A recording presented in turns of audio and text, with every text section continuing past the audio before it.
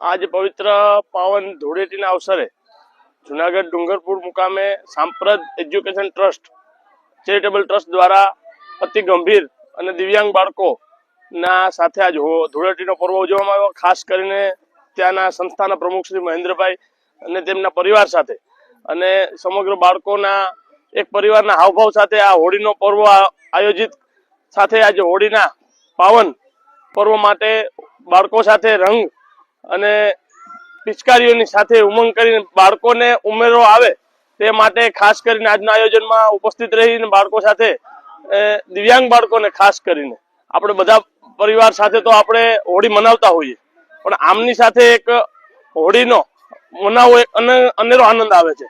આજ મને ખૂબ લાગણી સાથે વ્યક્ત કરું છું કે આજ પરિવાર કરતા પણ આમની સાથે મને હોળી રમીને ખૂબ અનુભવ કરું, સારો અનુભવ આવે છે। એ બદલ મહેન્દ્રભાઈ અને તેમના સાંપ્રદ ચેરિટેબલ ટ્રસ્ટનો હું ખૂબ ખૂબ આભાર માનું છું। ખાસ કરીને જોવા જઈએ તો અત્યારની આ પહેલી હોળી આપની બાળકો દિવ્યાંગ બાળકો સાથે શું કહેશો?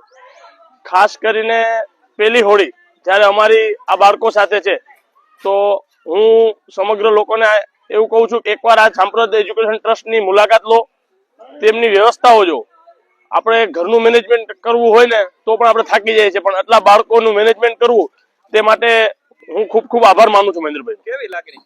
ખૂબ જ ખુશીની લાગણી અનુભવ કરું છું અને ખાસ કરીને આજ હોળીનો પાવન પર્વ એક રંગ ઉડાડી એકબીજા સાથે એક પરિવારની લાગણી અનુભવું છું।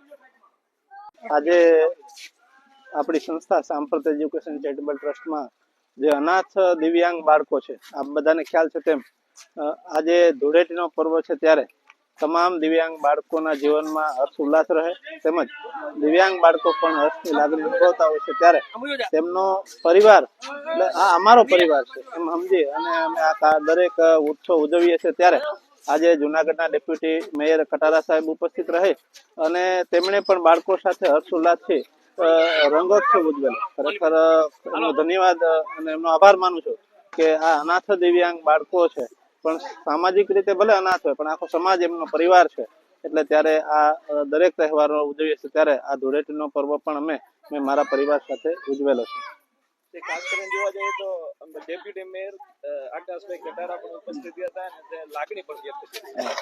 આકાશભાઈ મેયર એક નાની ઉંમરના ડેપ્યુટી મેયર છે, પણ એમની જે લાગણી છે દિવ્યાંગો પ્રત્યેની, કારણ કે એ ખરેખર આજે કલાક થયા આપણી સંસ્થામાં બધું નિરીક્ષણ કર્યું, સંસ્થાના દરેક બાળકોને મળ્યા અને બાળકો સાથે એક પરિવારની જેમ એમણે મુલાકાત લઈ અને પરિવારની જેમ એમણે હર્ષોલ્લાસથી ધૂળેટીની ઉજવણી કરી। ફરી અમે સંસ્થા પરિવાર અને દિવ્યાંગ બાળકો તેમને ખૂબ ખૂબ અભિનંદન પાઠવીએ છીએ।